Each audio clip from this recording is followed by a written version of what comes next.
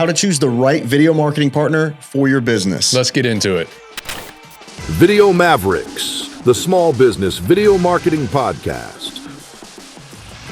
Presented by Workshop Media. With your hosts, Brett and Jeff, sharing a combined 40 years of video production and marketing experience. Take it away.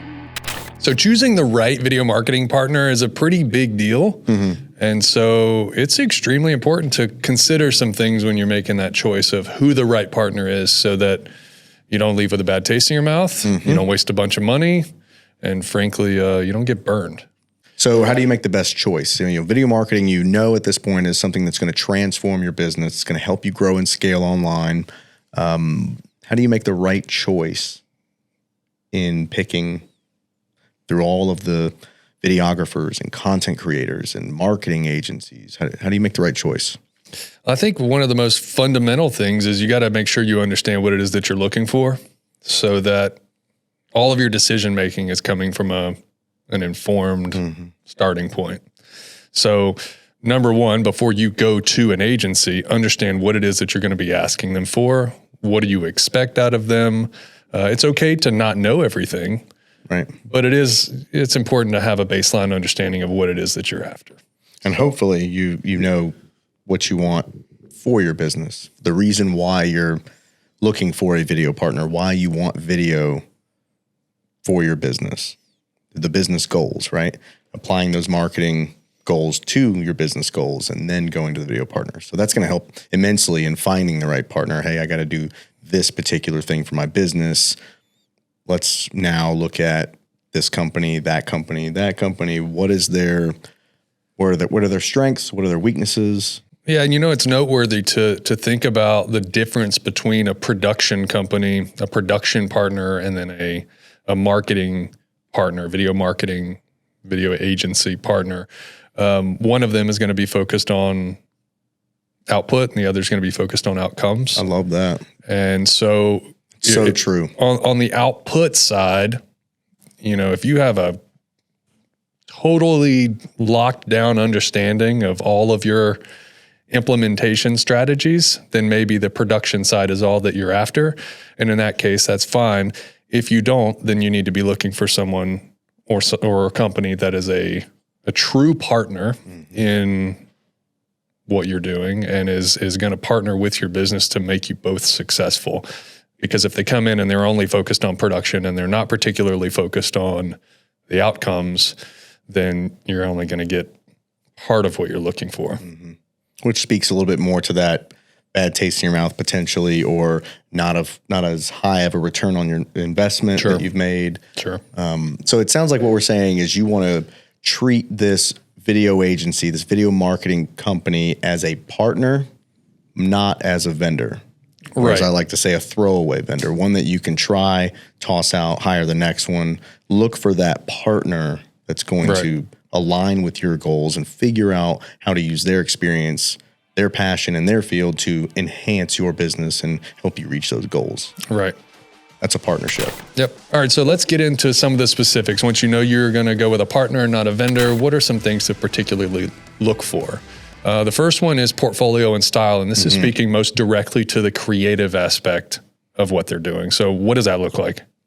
That's right. So do you like the quality of their work? Do you like the choices they make with their camera work, their editing, the pacing, the way they film? Do you like what the art of it, I guess? Do you like what you see? There's a lot of different creative ways to approach video content, and it's art when you boil it down, right? So that makes it subjective. So not all companies can do all types of work. You need to review their portfolio and determine, I could see that style. I could see that with my business.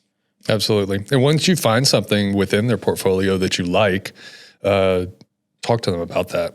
Like, hey, can you give me a little bit more information about this particular piece? Is it a one-off, or do they have a half dozen others that they can show you to demonstrate that, we've done this a number of times? Yeah, in best case scenario, they have a case study, right, that could apply, or, I love the way you filmed that. Like, tell me more about that. What did that take? That looked like it required quite a bit of work, Yeah. And they'll be able to they're going to love sharing that information because that's their world, you know? Yeah. So really it's just ask yourself, do I see myself working with them on the creative side of things?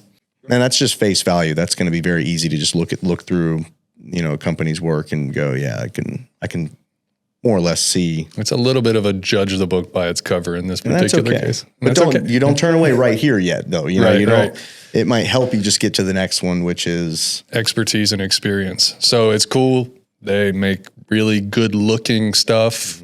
I enjoy it, you know, on a creative level, but their expertise and experience as it applies to the particular business or the particular industry that you're in, that's important. And I think most readily about particularly technical things is something that for me comes to mind is an agency that's adept at storytelling on a, you know, feels type of storytelling may not be the right choice for something that's highly technical.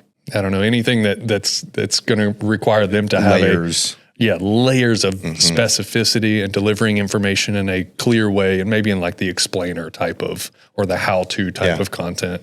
I would say to a business owner to consider, can the type of work they're after, the type of video content they need, if that's not in the portfolio and in the expertise the companies are looking at.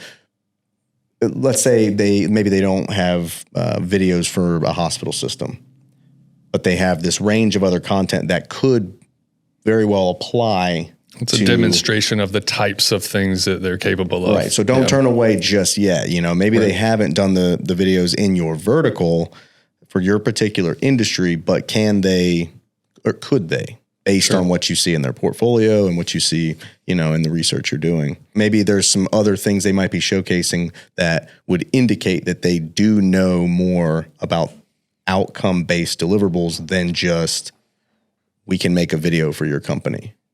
Absolutely. That is an extremely worthwhile consideration, particularly if you are an outcome or an outcome-driven business. Yep. So another one that's maybe a little less video centric that this could generally apply to hiring any business partnership would be their ability to just communicate with you. Yes, that is a huge marker in working with creative vendors, business to creative vendor relationships. Yeah. It's like we've seen it across the board, the bad taste in your mouth, right? Mm-hmm. Not having systems or a workflow in place, not communicating.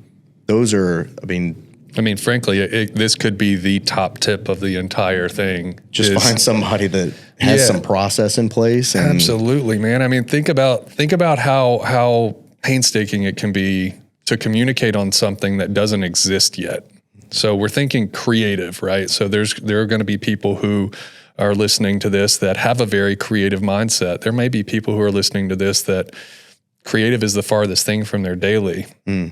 And trying to get those two types of people to be able to communicate with one another in a way that moves a project along, you need creative that can adopt process, and you need a process that allows people that aren't creative to feel and understand creative and be shepherded through a workflow. So shepherded through, that's great.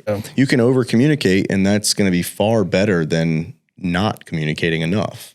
If you leave, and that's in any facet of life. Communicate with your children, communicate with your coworkers, communicate with your loved one, right?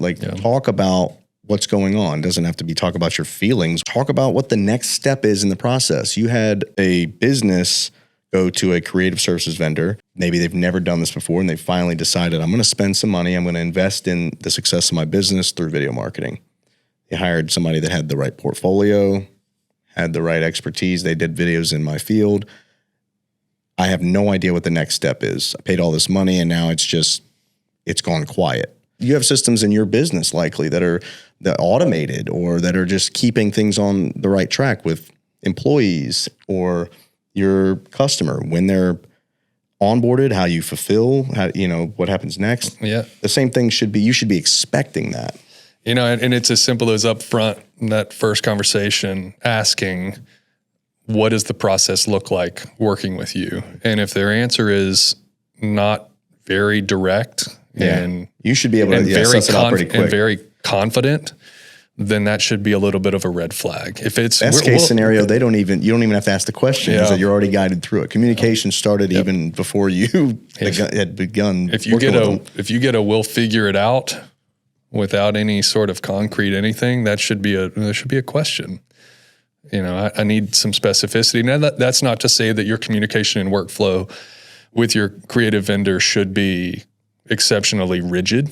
Mm-hmm. You don't want to have another thing to deal with. It should just exist. But it should exist. There should never be questioning. Yes, absolutely. What's next or what happens now? Absolutely. Imagine any other industry. You want to get a bathroom redone for your house. There is a process. There's a step-by-step process. You're going to be involved in these decision-making phases. We're going to be here on this date. And that pivot points happen, but you have to have firm ground to start on. And that can't be overstated. They need to be able to communicate. It can't be stressed enough. I mean, that's where we've seen a great deal of success this is going to be seamless and stress-free. We want you to feel good about the investment you've made. Not to mention, we want you to keep working with us. We want you to get more video. We want you to continue connecting with your customers, continue to use this medium to make a difference for your business. If the first time you do it is terrible, I'm not investing any more money. Yeah. Just go ask the questions and expect the most, because you deserve it. And there are creative partners that are doing it very well. And we're here to let you know that those video partners exist. You're just going to have to do a little bit of research, and that's what this is about, is telling you what you should be looking for. So that's exactly right. On to the next one. I think this is going to be a favorite of a lot of people. Is budget and cost structure. That's it. So how much does video cost? Well, that's a pretty good thing to consider right up front. So knowing where they land is important, but I think more importantly is knowing where you want to be before you go to them, so that you can right up front say, and this can be uncomfortable, but this is my budget range. Mm-hmm. This is my budget. And then you can have an open conversation about what that gets me. Now, that doesn't mean that you can't say, hey, I'm going to talk to this vendor and this vendor and this vendor. I'm going to give them all my budget range and see where I can get the most for my money, or where my matches are best based on the recommendations we're giving. But holding back on what you're willing to spend is it's belaboring the point. Mm-hmm. It's going to lead to mismatches, and you're going to just be disappointed if you go down this long path and then you go, oh, well, I couldn't afford any of that. Yeah. And I mean, there's something to be said about not knowing either, right? Like, I have no idea. You might say, I went down the path of saying, I'm going to spend $1,000. That's enough for video, I would imagine. You have no idea. You think it's someone showing up with a camera and that's the end of it. But there's dozens of different things that happen to make one video, and to make it really, really well. Mm-hmm. Dozens and dozens of things, right? So the transparency in pricing, you don't have to know. If you do, and you do spend some time and do a little bit of research, see what it takes to make a video, and you spend a little bit of time to figure out what a reasonable budget would be, that's only going to get you there that much quicker. Because then that video partner can start at a place that's not going to scare you away. They know kind of what to shoot for, because you're investing in the success of your business. You want to go to this video partner because of their quality, because of their expertise, their process, their communication, all this stuff. You also want them to be creative. You're investing in something that you, A, don't have, B, don't have the time for, right? Yeah. C, you should be focusing on your business, and you want somebody else to do that, right? So that kind of, if you don't know what it costs, then that's fine. But if they already have a systematized offering, if they have taken their services and productized them in a way that's going to help you, hey, I want one video, what does that cost? They can then start at a place too. So what I'm trying to say here is, if you're on this path of researching companies and figuring it out, you're either going to see that they have the pricing on their website. You can get right to it. They don't have any pricing. You ask the question and they get to the answer very quickly. Or it's going to be very convoluted. They're going to come back to you with a proposal. You'll get it in days or weeks. It's going to be this astronomical number. All of the time was wasted. You're now started off on the wrong foot.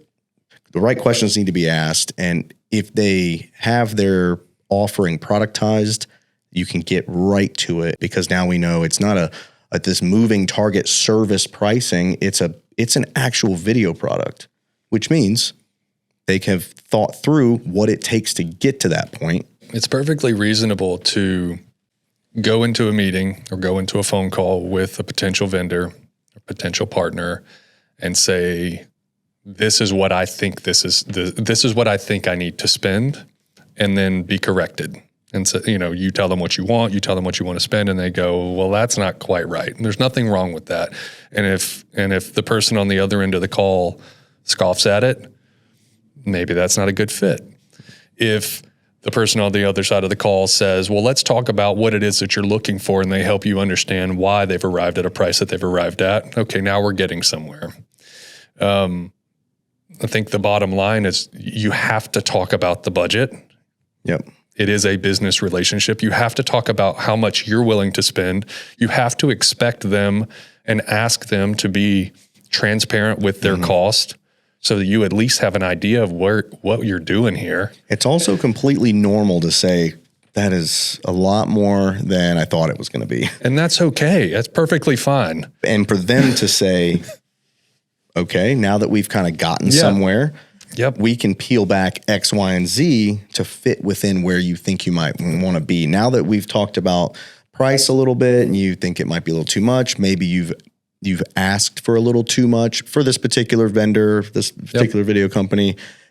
Let's find our place here so everybody wins, right? What's not okay is to say, that's too much money, and I still want everything. Yeah, exactly right. You should consider that first bit just right-sizing expectations. If this is your first foray into it, it should be right-sizing expectations for what you think is possible. And the reason why we're not giving numbers is because it depends entirely on what it is that you're wanting to do. A project and the scope of projects and locations and this and that and the other, they all impact pricing, and the vendor will impact pricing. They're all over the place. So, there's a reason why we're not saying go spend X amount of dollars and you're going to get X amount of output. The point here is talk about budget and look for someone who is transparent and clear in what it is that they're offering and how much they charge for it, so that you can make an informed decision.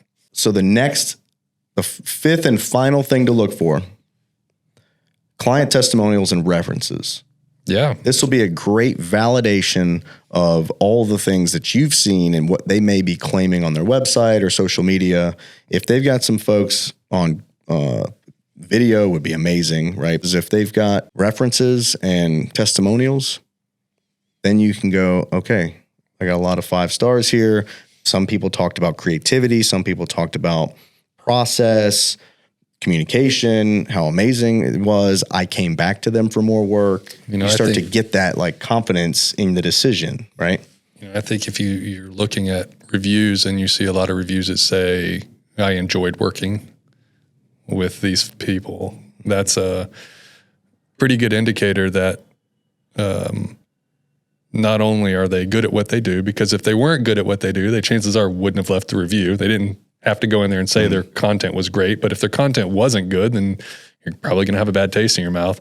But they're on there and they're providing testimonials or reviews that say this was an enjoyable experience. These are great people to work with. That's a pretty good sign that these folks are someone, they're folks that are worth your time to research a little more and to have the conversation to see if all of these other things fit that we've already talked about. So that's right.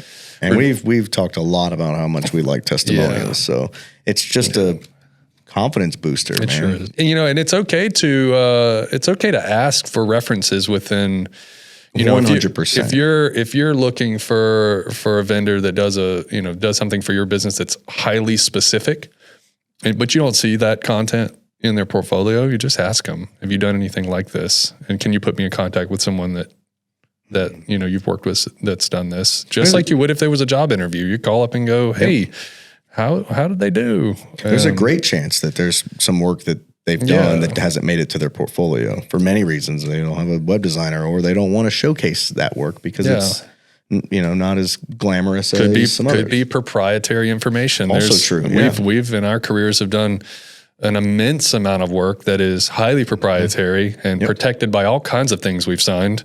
And say we can't share it with folks. So, if you that kind of goes back to one, right? Like if portfolio and style or expertise and experience, they may have it. So asking for references, asking if they've done this work. Hey, can you send some testimonials? They may not have any, but you should be looking to see. If you're doing your research, you should definitely see if they have any Google reviews at least. Yeah, at least. It looks like you guys are good at what you do. Have you ever done this sort of thing? Well, absolutely. We've been doing it for 15 years, but prove it.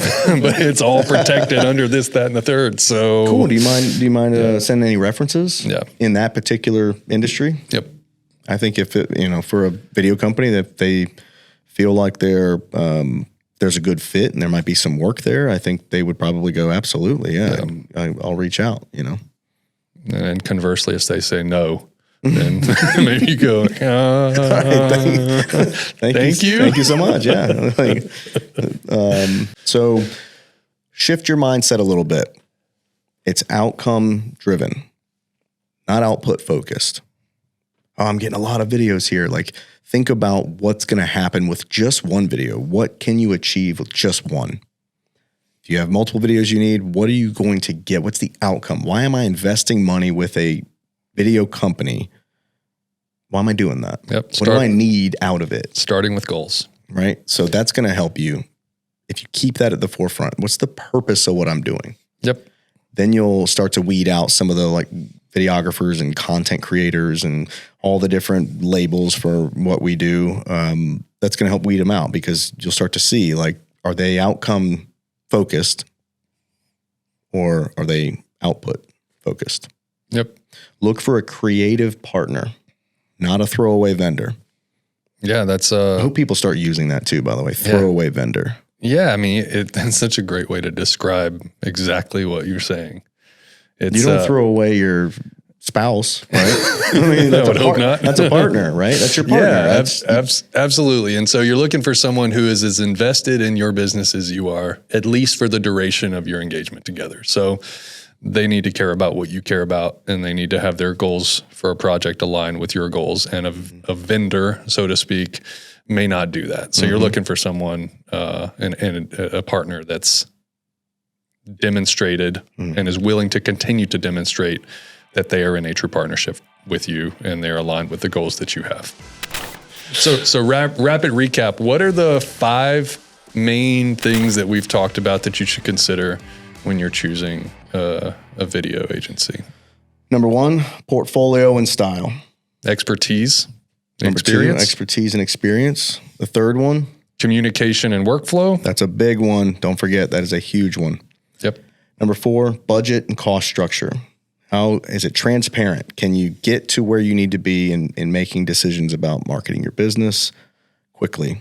And finally, it's references and testimonials. Are they who they say they are? And does it give you a bit of confidence to move forward with them? Yep. There you have it. Go find the right video partner and grow your business with video marketing. See you next time.